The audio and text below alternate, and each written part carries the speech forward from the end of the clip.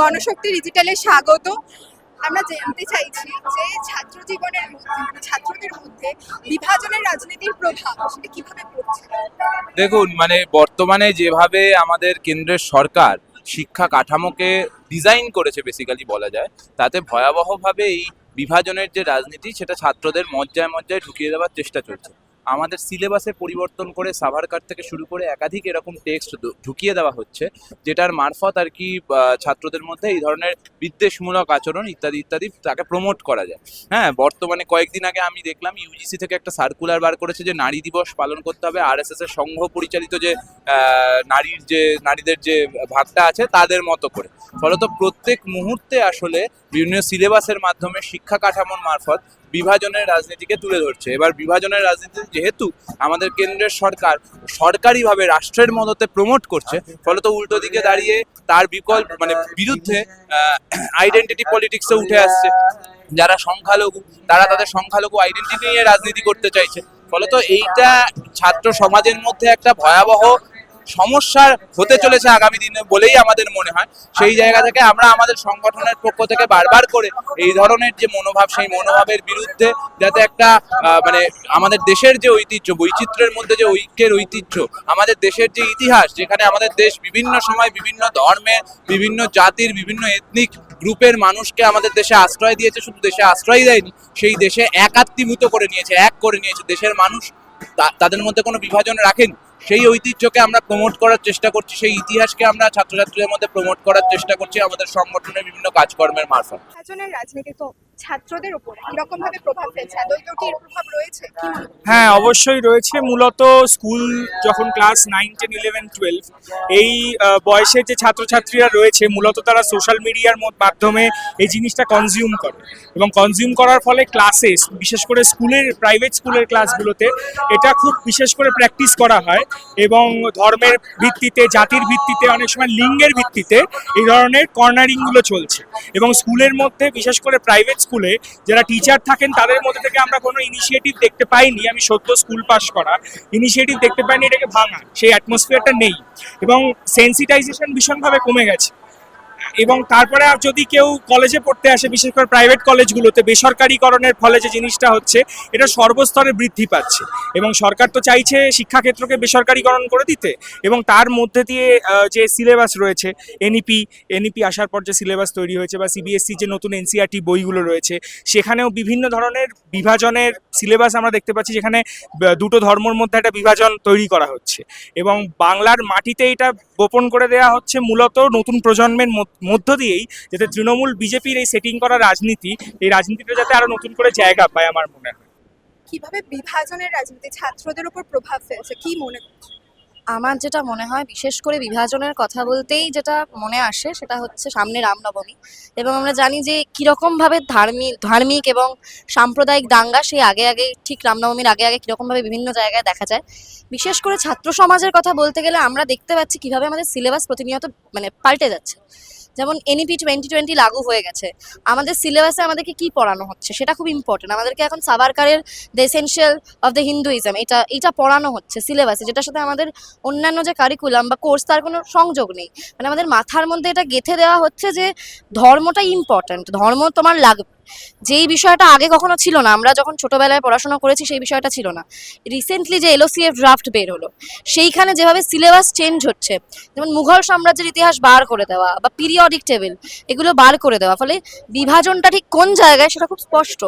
যেটা BJP RSS সরকার চেষ্টা করছে যে ওদের যে হিন্দু রাষ্ট্রের যে ওদের আইডিওলজি, ওদের যে ইচ্ছা, সেটাকে যেভাবে পারবে ছাত্র সমাজের যে সিলেবাস, আমাদের যে পড়াশুনো, তার মধ্যে যেভাবে পারছে তারা পুট করে যাচ্ছে। সেই জায়গা থেকে যেটা খুব সহজেই দেখা যাচ্ছে যে বিভিন্ন এই যে উস্কানিমূলক বিষয়পত্র আরও ছাত্রদের মধ্যে বেড়ে যাচ্ছে। এবং আমাদের যেটা মনে হয় যে ছাত্রদের মূল সত্তা, যে সে একটি ছাত্র, সে মুসলমান হোক, সে হিন্দু হোক, সে যেই সম্প্রদায়েরই হোক না কেন, তার মূল সত্তা হচ্ছে সে ছাত্র। সে হচ্ছে তার এই মুহূর্তে উচিত যে স্কলারশিপের টাকা ঢুকছে না, বা এই পরবর্তীতে আমি রিসার্চের কতখানি সুযোগ পাবো, এইগুলো একটা ছাত্রের কনসার্ন হওয়া উচিত। আমাকে কতখানি আমার ফিস কতটা বাড়ছে, একটা ছাত্রের কনসার্ন এইটা হওয়া উচিত। একজন ছাত্রের কনসার্ন এইটা হওয়া উচিত নয় যে সাভারকার তার বইতে কি লিখে গেছেন, বা কোনটা বা ধর্মের ভিত্তিতে কিভাবে বারবার করে বিভাজন সৃষ্টি করা হচ্ছে, সেইটাকে ভুলে একজন ছাত্রকে তার নিজস্ব যে ছাত্র সত্তা সেইটা নিয়ে প্রতিরোধ করতে হবে। এবং আমরা বারবার করে এর বিপক্ষে লড়াই করেছি, এর বিপক্ষে আওয়াজ তুলেছি এবং আমরা পরবর্তীতেও তাই করব। বিভাজনের রাজনীতি ছাত্রদের উপর কি রকম প্রভাব দেখতে পাচ্ছেন?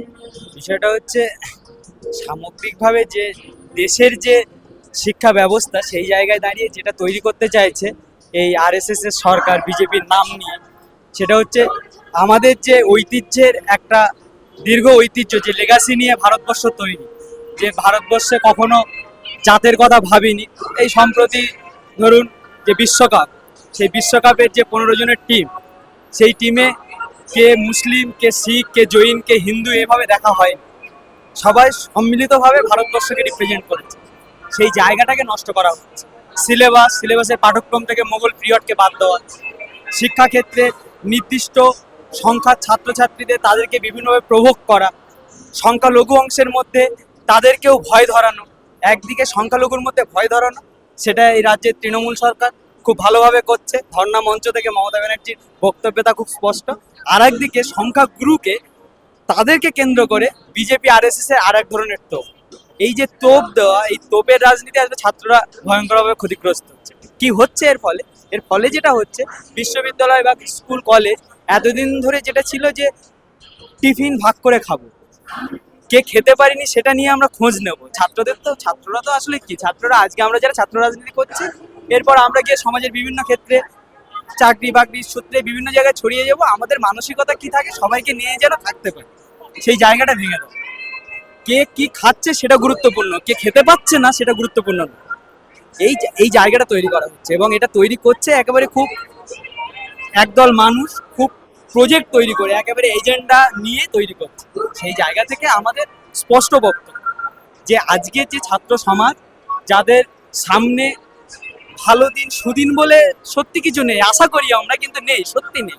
আজকে যে ছেলেটা এমএ পাস করেছে তার সামনে কি আছে আমরা বলতে পারবো না যে হ্যাঁ এমএ পাস করেছে সে একটা চাকরি পাবে। একটা ছেলে বা একটা মেয়ে যে মেডিকেল পড়ছে বা যে ইঞ্জিনিয়ারিং পড়ছে, সে যে যাবে একটা কলেজ বা মেডিকেল কলেজে গিয়ে সে নাইটে ডিউটি করবে, তার নিরাপত্তা নেই।